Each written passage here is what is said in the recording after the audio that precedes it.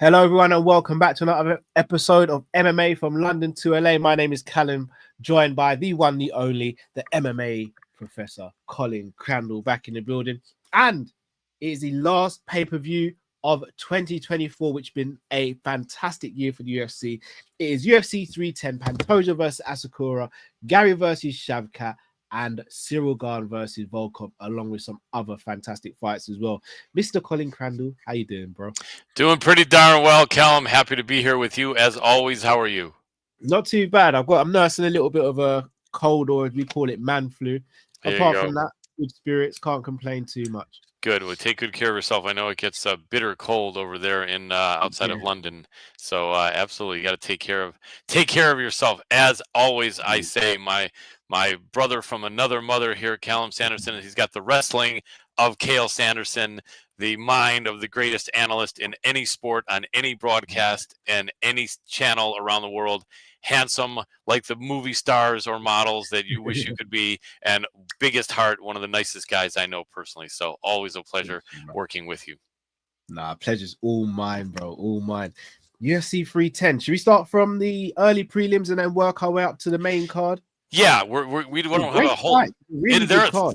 It really is, but you guys, what we're going to do while the viewers here, we're going to kind of gloss through the early ones because we don't have a huge amount of time here, but we did want to get this out to you. So yeah, maybe just spend like mere seconds in the first few, and I'll tell you what, maybe I'll start one and you start one, and we can do the second. Yeah, let's do it, bro. So all right, so I'll start first. Kennedy Nzechukwu. It's crazy to see him as the first fight of the night. He's a solid fighter.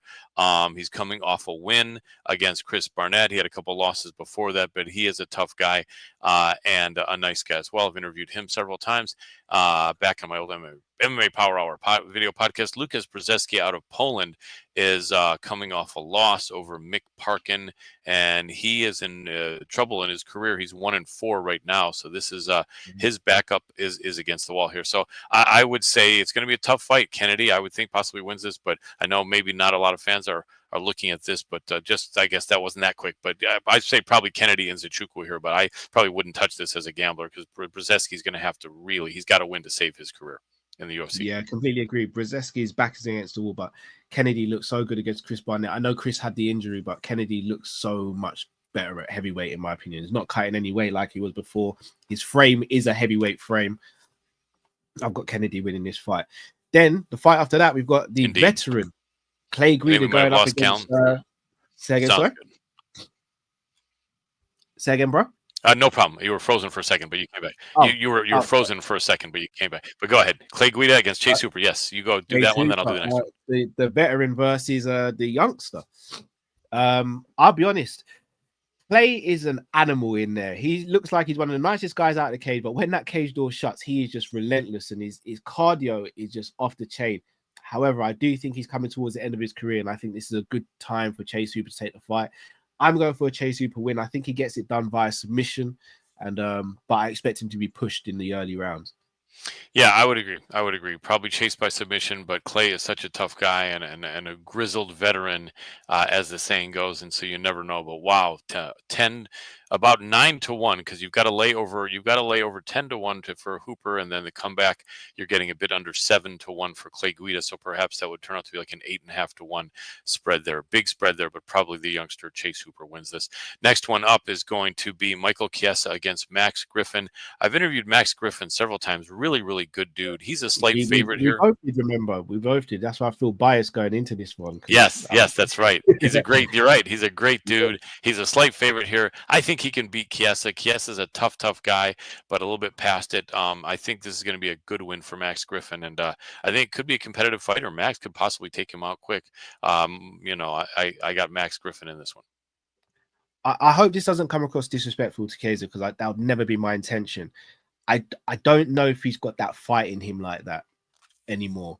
We spoke earlier, actually, and we were going through back and forth with quotes, and you remember the Mike Tyson quote where he goes, "I just don't feel like hurting people." I don't think Chiesa goes in there with that same menace that he used to maybe 5-6 years ago. Yeah, I would agree. I think he's technically still a brilliant fighter, but I think Max has still got that dog in him almost. So I think Max gets this done because of that. Absolutely. Then you've got Cody Durden versus Joshua Van. I think this will be a close fight. Cody Durden's really good. Joshua Van, not many people know about him, but he's 11-2, slightly shorter, but he's very good. He's very good. I am gonna probably stick with Durden though. I think Durden's slightly more experienced. It's his know-how. I'm gonna go Cody with this one. Yeah, I think so. Although I probably wouldn't touch it as far as wagering, but yeah, Oh, probably it's a Cody. terrible fight to bet on. Yeah, but probably Cody. It's The a odds are quite terrible close. fight. All right, then we have Chris Weidman against Eric Anders, a weird fight that was supposed to happen a week or two ago. And Chris Weidman was going to be fighting in New York or in the area, New Jersey, where he would have had a huge hometown crowd. Not going to happen in Las Vegas. Both are really good guys. I think Eric Anders will win this fight. And Mm. and I think that it's a pick 'em. Interesting. It is a pick 'em. I think Eric Anders has more left, although Weidman is really going to want to finish on a win. So again, I probably would not bet on the fight, but I would favor Anders, but it could go either way. I think it's the first time we're going to disagree, bro. I think Weidman is going to really use his wrestling. I think he's going to try and hold him up against cage, get takedowns, and try and smother him on the ground. And I think with it being his last fight, I think Chris Weidman goes out there and leaves it all in the octagon. So You very I'm well going to go could, Weidman. Yeah, and either way is I'm happy. Both are really good guys. All right, and then we have one that we can maybe Rude boy break down a Randy bit more. Brown and Yeah, Brian Battle. that is. Again, I love Brian Battle, but Randy Brown is Jamaican, so I mean, Yep, I got to go with my compatriot. yep. Although I think it's a very tough fight for him. Brian Battle looked so good recently. I do think Randy Brown is starting to put together a nice little streak, though, in the sense of it feels as though he's learned how his body works now, and he's learned what to do to get the best out of his physique. He's very long and rangy. He hasn't really used that previously. He started to use it in his last couple of fights. I think because of that, I think Brian Battle gets impatient, and I think Randy lands something and gets the win. I think very possibly. They're both tall, lanky guys. They've both been on good streaks, battled on a little bit of a better streak, but Randy having fought a higher level of competition. I'm surprised that the odds are 2-1 on this. I thought they'd be a bit closer, but Battle has looked brilliant lately. But Brown has looked very good too. I think at 2-1, there's definitely value on the wager on Randy Brown. I think he has a very good chance as well. I think this fight is indeed going to be a battle to throw out a pun, it's a little dad humor, but Brian Yeah. Battle, and so Brian will have a battle on his hand as well as his name being Battle. I think Randy Brown is a good value bet, but this one could go either way, in my Yeah. opinion. Going to be exciting though. I'm surprised this one isn't a bit higher up on the card, but it just shows the Same. card. It's pretty stacked. But yeah, this, in my opinion, could have been higher. Then we have a fight, in my opinion, that should have been a shoo-in for the main card. Now, Jermaine Sterling has expressed his dissatisfaction for this as well. But it's Mosla Evloev versus Aljamain Sterling, which could have title implications. One of these two could be the number one contender by the end of this fight. Yeah, indeed. Up in weight for only the second time at featherweight is Aljamain Sterling, former bantamweight champion, looking quite good against Calvin Cater, or as you in England would say, Qatar. Yeah, Um, yeah. and right, and Yeah. I remember when he fought the Brit Chris Fishgold, and I was going to say the cat will usually devour the fish. And I think in that case he did win that Yeah. fight against Fishgold. This is an interesting fight. Both are very good grapplers. They've got some striking. Aljo at 5'7" is a bit of a short featherweight, but not dramatically. Evloev is coming in at 5'8", so he is not much taller.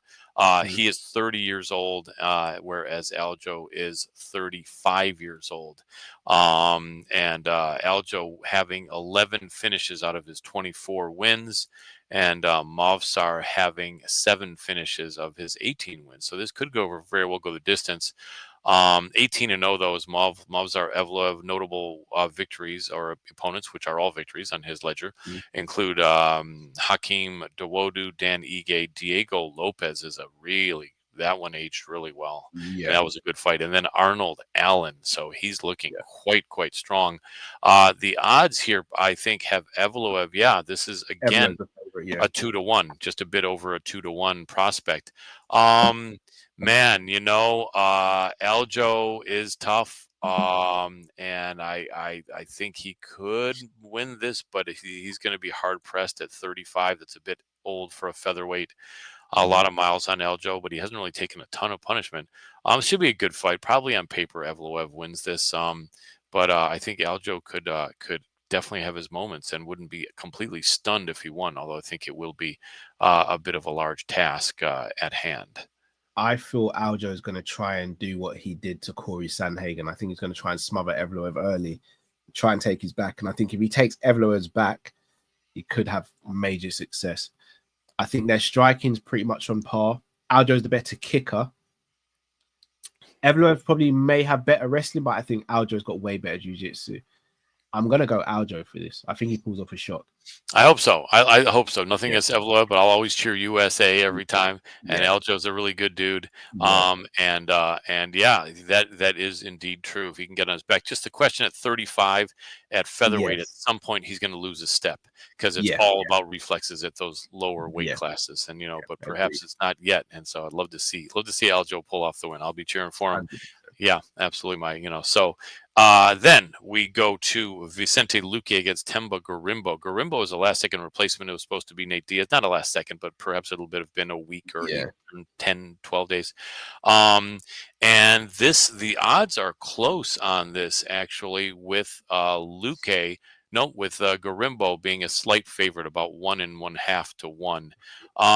This is really an interesting fight. Garimbo is kind of like the golden boy, one of the Yeah. golden boys in the UFC, and so I don't Beautiful think they're. story. Beautiful backstory. Yeah, very much so. The Rock got him a house, and he seems like such a humble, nice guy. Yeah. He did stumble in his first UFC fight, but there was always an adrenaline dump then, getting Yeah. subbed to by AJ Flesher. Whereas Luque is not known as a sub guy, even though he has trained a lot with his good friend Gilbert Burns, who is a great submission guy. I think And his last sub was against Tyron Woodley, right? I think so, and he does indeed have 8 subs out of his Yeah. 22 wins, right? Um, you know, uh, this is an interesting one. It really, really is. Temba seems like a great guy. I've interviewed Luque. He's a really, really good guy too. Um, Neither of them. Well, you know what? Luque is now representing the USA. I, you know, I, I, I think it's just I think because of all the losses, 10 losses on his record as opposed to 4 on Temba's record, I think Temba's the A side here. And if it's close, the judges will give it to Temba. Yeah. But this is going to be close. I think Luque's got a good chance here. And because I do think this is a step up in class for Garimbo. I completely agree. I think if it had been on a full fight camp with Themba, then maybe I might lean towards him with his power and his explosiveness. But I think Luque's got this. It's just a shame about the Nick Diaz situation, but I never thought the fight would happen, to be honest. Yeah, it just seemed like, he's just having a lot of problems, Nick. I don't think Yeah, we'll probably ever see him fight again, which would probably I be. don't think so. No, but it is odd how Temba is and his team picked this spot on short notice against a guy this dangerous. But maybe Yeah, they do something. Maybe Luque's lost a step here. Hard to say, but it'll be interesting. I'm sure Temba will give it a good shot though, and you never know. But yeah, we both have Luque there. All right, yeah. next we have Reyes versus Lionheart Smith. yeah. You want to start out with that? Yeah. Again, I think Lionheart's another one of those guys who it feels like the fight's been beaten out of him. Phenomenal analyst. He does say some controversial things sometimes, but I don't think he means it to be controversial. I don't think he maybe explains it how he feels he's explaining it, and then fans will hear one thing, clip it up, and then it will just take on a mind of its own. I think Reyes has got a lot to prove. I think he's more aggressive than Smith, and I think because of that, Smith doesn't deal well with aggressive fighters, and I think because of that, I think Reyes will get the win. Yeah, I can't disagree with anything you've said. Reyes coming off the win over Dustin Jacoby after a 2-year layoff. He looked quite good in that fight. Smith has been kind of winning and losing. His last fight was a loss to Roman Dolidze. 3-1 odds, though, is a bit surprising to me. I was thinking perhaps more like 2-1. So I'm going to say there's value in Smith, but I also don't know how much he has left. But I don't want to lay that chalk against Reyes just off one good performance, although he should win. So I'm going to say Reyes should win, but I'm a no play on this one, and I think there's value on Smith. But this will indeed tell us what Smith has left. And Lionheart has a heart of a lion, but is it an older lion that's ready to step to the side? We will find out here. Yeah, completely agree. Then you got Nate Landwehr on the main card opening against Du Hoi Choi. This could be fight of the night, in my opinion. Could very well be featherweights again. The man they call the train, I call him the land Yeah. shark. This is an old comedy sketch from 50 years ago or 40 years ago. But the land shark, I call him Nate Landwehr. He is so tough. Him and Darren Elkins must be cousins, Yeah. from mothers, Yeah. or fathers, because they're just both Yeah. so determined. Nate is not, yeah, Nate is 36 years old. I shouldn't say only, so Mm. a bit of an older featherweight once again, as Aljo is. But he just had that little hiccup against Ige, and Ige is a killer. Oh, Otherwise, he gave him a yeah, beast. yeah. Otherwise, he has great wins over Ludovic Klein, who is a killer. David Onama, who is also a very tough fighter. Austin Lingo. I mean, so Landwehr is very tough. Dooho Choi had those years off, having to go to Yeah. mandatory, I think, service in the Korean Army, Yeah. the Korean Superboy. But he did come back February with a draw against a very motivated and tough Kyle Nelson, and then a Yeah. win by submission over Bill Algeo this past July. Nate Landwehr's last fight was against Jamal Emmers in March of this year. The odds on this are right here, and they are Landwehr a slight favorite. So, man, I like that. The Korean fighters are such tough guys. They fight with so much heart, but Landwehr is known for all hard. Yeah. 36 years old, and he's a 5'9" featherweight, so he's kind of a lengthy Yeah. featherweight. Choi is 5'9", also at 33 years old. Choi has 12 KOs out of his 15 wins and one sub. Mm. And of his 4 losses, he was finished by Jeremy Stevens 6 years ago, and Jeremy was a killer then. Charles Yeah. Jourdain 5 years ago. So he can be finished, whereas Landwehr has been finished by Julian Erosa with that flying knee, Herbert Burns with knees, and then decision many years ago. This is a rough fight. I'm going to lean Landwehr, but this could be fight of the night. This will be super exciting. Should be super exciting. I think it's going to be a dirty, gritty, exciting matchup, and I don't think Nate Landwehr knows how to fight any other way. And the Korean Superboy, Dooho Choi, is going to be very happy to oblige, I feel. I agree. I think this could be reminiscent of Du Hoi Choi versus Cub Swanson. I think this could be a real barn burner. I'm leaning towards Nate as well. I just think he's hit slightly harder and he's just more relentless, I think. But again, I wouldn't be surprised if Du Hoi Choi pulled off the win, but I'm going Nate for this one. Yeah, yep, I agree. Then we've Bryce, got two grapplers, Bryce Mitchell versus Cron Gracie. Didn't expect to see this one on the main card. I didn't even expect the UFC to match make this fight, if I'm going to be honest. Very odd, isn't it?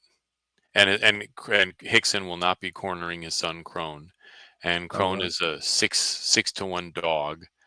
It's just I just don't understand I don't know. I mean, yeah, I think his name is the reason why he's getting these favorable positions on cards. Yeah, he's 36 years old, and at that age, you're not going to become a really good wrestler if you haven't been one in the past, and you're not going to become a really good striker if you haven't been one in the past. And Crone looked very bad against Cub Swanson and Charles Jourdain in his last couple fights, and he's a year and a half out from that last fight. Not a good thing for a 36-year-old. Bryce Mitchell, on the other hand, is only 30 years old. Didn't look great against getting flattened by Josh Emmett, but there's no shame in that. Emmett can flatten people. KO. Yeah, it was, and that was December of last year. So at least he took nearly a year to recover. Good on him to do that. Yeah, and he's only 30. So yeah, the odds are probably correct here. Bryce probably just picks him up. The interesting thing that I'd like to see is Bryce is known as a submission guy. They're both black belts. It'd be interesting to see if Bryce felt like he was curious to test his skills against Crone on the ground. Do you think he will? Yeah. Because he probably should. I don't think he will. I think this could be similar to the Bo Nickel Paul Craig fight where Bryce knows he has an advantage on the feet, and I think he takes advantage there. Why give yourself a potential bad situation when you don't need to? Yeah, and the Boo Birds will be out then en masse for that then. But we'll see. I think it was Taporia and then Emmett back to back. Two of the hardest hitters in the division. Yeah. I think this is a favorable fight for Bryce now. It really is. I'd be curious to see though if Crone could do something. Maybe somehow he's drilled his wrestling with some of the best guys out there in this weight Yeah, class. Somehow, it'd be interesting to see. But yeah, probably Bryce Mitchell is going to take yeah, this one. But there's no money to be made on this because, unless he submits, well, it's probably going to go to the decision. But yeah, no money on the money line for sure. And yeah. Crone seems like a hell of a long shot. They'll be amazing, man. How happy would the Gracie family be if Crone pulls this off? It'd be incredible. Yep, it would. Next, we have Cyril Gahn and Alexander Volkov. This one is going kind of a little bit under the radar because of all these Yeah, other great fights. Not so many people are excited about this, and that's a shame. I mean, Gahn uh, yeah, did look good, and he didn't make people groan when he was stopping Sergey Spivak only 3 months ago. But he did make people groan when he lost to John Jones yeah, a year and a half ago. Tough guy, 34 years old, 6'5", and usually he's weighing in at around 250. 12-2 in his record with 6 KOs and 3 submissions. Not really a sub guy, but he's got some leg locks. I remember early on, people that didn't yeah, expect it were the yeah. victims. Alexander Volkov is 36 years old as well, 6'7", so a bit taller than Mhm. Gahn, and probably the tallest guy Gahn will have fought. Yeah, Sometimes that does cause a problem when a taller guy is usually punching down and kicking down, and now has to look up.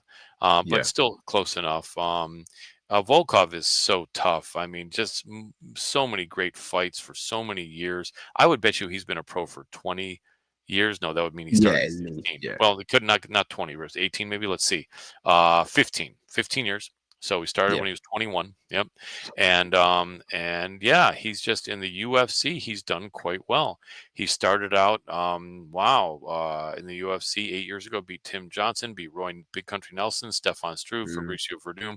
Did get caught by Derek Lewis in that infamous fight after. Famous. Yep. Yep. Was that 202? No, 229. 229. 229. Yep. 229. Khabib Yep. Conor, right? Yep, yep. Nurmagomedov, yep, Khabib Hunter, yep. Yeah, And then beat Greg Hardy, lost to Curtis Blades, beat Walt Harris, Alistair Overeem.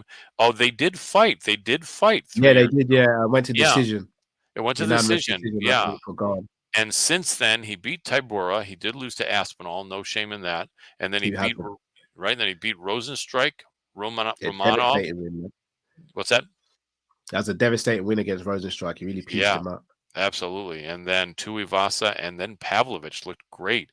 So Mm. this fight, these odds are going to have to be pretty close. No, they're not. Gane is like a three Yeah, to one favorite here. yeah, I see value in Volkov. I absolutely see value in Volkov here. I wouldn't bet the house on it, but I'm going with Volkov here, although maybe 1 unit or a half a unit. But it should be an interesting competitive fight. There is a lot on the line here. I really yeah. do feel that. And I think Volkov probably might even be more attractive after Gane losing to Jones. I just think he's going to have to win 2 or 3 more fights before anyone lets him near a title shot. But I think Volkov might be a guy to get in there with the win here over Gane. I'm going to go Volkov. Definitely a value bet for sure. I'm gonna go Cyril Gahn. I think it'll be too quick for Volkov, but I think this is such an important fight, and I'll be honest. I think the winner of this fight fights Tom Aspinall for the undisputed championship. I don't think Tom and Jones fight. I think this is the number one contender spot. I think the UFC kind of needs Cyril Gahn to win because we've seen Aspinall versus Volkov, and while Volkov has improved since then, I think everyone sees that fight going one way again. However, we've not seen Aspinall versus Gahn, and outside of Jones versus Aspinall, that's the fight heavyweight everyone wants to see. I think it's going under the radar because of the traction that Jones and Aspinall is getting, but it wasn't that long ago we were saying we need to see Tom in there with Cyril Gahn, and Cyril Gahn was kind of ignoring the call outs, but now Tom's the man. I think Cyril Gahn's going to be the one to call him out after the fight. I think it could very well be. I wouldn't be shocked, but we're on opposing sides there. But I wouldn't be surprised at all. And Cyril Yeah. seems like a really good dude, so no problem with him winning. Down to the co-main and the main. Mhm.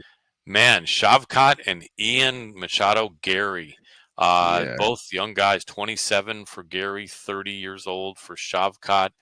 Gary stepping up. A lot. I mean, I don't know anyone that wants to fight Shavkat, but let's compare common opponents. They both fought Neil Magny and Jeff Neal. Shavkat stopped Jeff Neal after getting touched up. He was absolutely getting touched up by Jeff Neal, but he stopped him with that standing rear naked choke Yeah. 4 minutes into the third. Neil Magny, he pretty much dominated and stopped him with a guillotine choke in the second. Also, Shavkat has a win at middleweight over the Iron Turtle from Korea, Jun Young Park, years ago. Oh wow. Yeah, and that was in the KZMMAF Battle of Nomads #9 in 2016. But he did better than Gary against those two opponents. Gary kind of got by Jeff Neal by a whisker. Some people, I think, felt that Neal might have deserved the win there, and I think I was among them, although I'm forgetting a bit. I was as well. Yeah, yeah. Very good fight. This, I think, because of Shavkat's aggression and just his record and just has how good he is. I think people are sleeping on Ian Gary. I actually think Gary pulls off the upset win here. I And think he's a very smart fighter. He's not the most exciting fighter to watch, but he's very intelligent when he's in there and does what he needs to do to win. I think he'll find a way against Shavkat. And at a 3-1 dog, how can you not see value in that bet?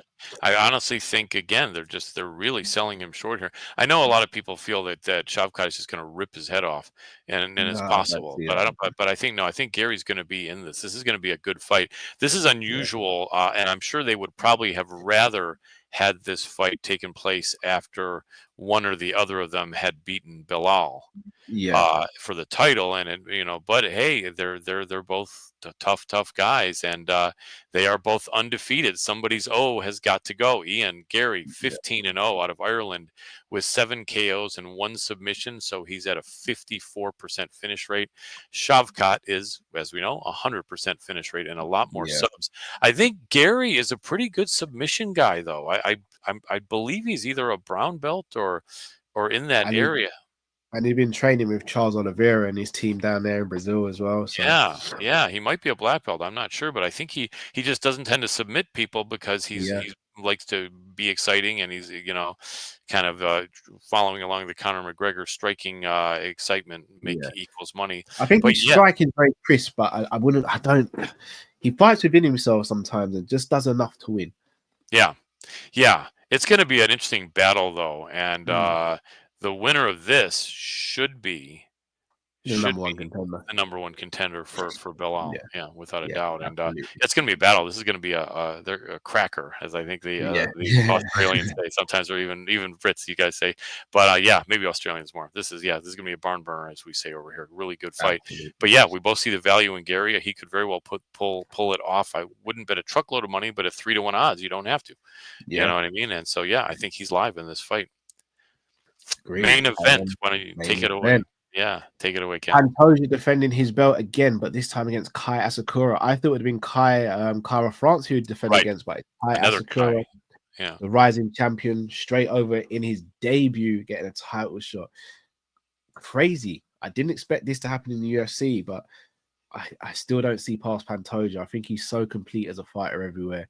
I don't see how Kai does anything that he's not seen before. Yeah, Kai Kara France, I think it would have been a different story, but this is a man coming over from Rise and making his UFC debut. I made a comment that went somewhat viral where a bunch of jackasses seemed to really hate what I said, but the person that posted it liked what I said. The person that posted it had a huge MMA account, and he pointed out that Pantoja is 9-0 against top 10 flyweights, and I put that I feel he lost nearly half of those. Which one? Urseg, I can understand. Right, Marino. I forget. So less, nearly half. If it's 9, would be less than 5 of them. And so I really think perhaps 3. I think I could have said 3, but I think he may have lost 3, and I think one of the others was very close.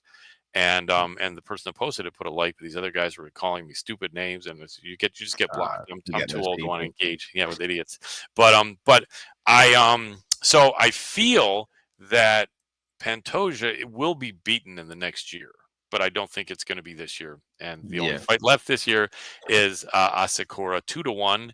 And I think there's actually value on Pantoja. But Asakura is a tough guy, the Japanese Yeah. fighting spirit. Yeah, I think Pantoja wins this, though, because Asakura is unproven. But you never know. And I'll tell you what, again, all respect for Pantoja. When I put the comment that said I felt he lost nearly half of those 9 fights, I also said, but they were close, and he's a very good fighter, and I He's do believe brilliant. that he is a very good fighter. But he's not my favorite fighter. He's really good, but to me, he's edging out fights, and a few of those he should have lost. Yeah, And I hear it. so I wouldn't advise betting on Asakura, but I almost kind of would be happy if Asakura won.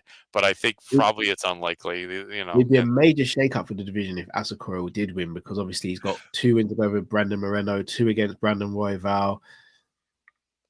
Kai Kara France, I think he's got a win over as well. It'd be very interesting. It would open up that division again. It really Especially would. Pantoja decides to go up to 35 if he loses as well. Right, and Asakura is 5'8", tall, flyweight, like Royval. No, Yeah, flyweight. Sorry, yeah. flyweight. Yep, and 31 years old. Pantoja is going to be older. I think 36, maybe. Let's see, 34 and at 5'5". Yeah, if he uses his length, it could be worth a sprinkle. It could be worth a sprinkle of money on the bet, but I think Pantoja probably wins this one. But I nothing against him, but I'm cheering Asakura. Yeah, no, I hear you. I think the fact that he's fought Brandon Royval, who's also got a long reach and length as well, I think he'll be good. And I don't think Asakura will be able to stop the takedowns. Probably not. Just the experience. You give someone a title shot in your first UFC fight. It's crazy. He's bidding to be the first Japanese fighter to win a UFC championship as well. That's true. So, hey, it would be a Cinderella story, would it not? It would be incredible. It really would be. What a way it would be to close out the year. So, people, now it's just down to you. Let us know in the comment section who you think is going to win each fight. Also, make sure you subscribe to the channel. Make sure you like the video as well and share it with your friends and family. Colin, our last pay-per-view of the year. And then after this, one more card. Been a hell of a year. So far. Hopefully, ends with a bang as well. Yes, absolutely, and I look forward to doing more of our show in the new year. I really enjoy doing this, and we're gonna keep putting it out there and blow it up in the new year. You guys will be seeing the Callum Colin connection here coming up. Yes, and I look forward to a lot of great fights, and perhaps maybe we'll even do something for the fight night if we can coming up a week later. But yeah, this is it was a good year of fights, and really appreciate everyone that's supported us. And Callum, always a pleasure. You're a good friend. And thank you. I'd love to get over there to England one day and have some fish and chips, as I always mention. That would be a dream. On me. That would be a dream, bro. That would be a dream. God willing, that happens as well. Hope so. But no, thank you for all that you do as well, man. I appreciate it. It doesn't go under the radar, and you're a legend in this. So for me, being able to do this sort of content with you is a real honor and a pleasure, man. So thank you. You're very welcome, Callum. It's my pleasure, and always enjoy working with you now for I think almost a couple of years now. Before my wife passed away, and so appreciate your great skill. And you are one of the great young commentators with seasoning. So not young and green, but a perfect seasoning there in your early 30s. There, brilliant. I think you've got a great future ahead of you, as I've always said. So I'm really glad to team up with you, and we will keep doing it. Indeed. People, thank you so much for watching and listening. This has been the MMA from London to LA. Till we see you again. Take care, everyone. See you soon. Peace.